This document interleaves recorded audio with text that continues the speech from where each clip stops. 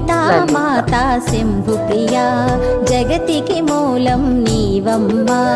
శ్రీ భువనేశ్వరి అవతారం జగమంతటికి ఆధారం హేరంబునికి మాతవుగా హరిహరాదులు సేవింప చండుని ముండుని సంహారం చాముండేశ్వరి అవతారం పద్మరేకుల కాంతులతో బాలా త్రిపుర సుందరిగా హంసవాహన రూపిణిగా వేదమాతవై వచ్చితివి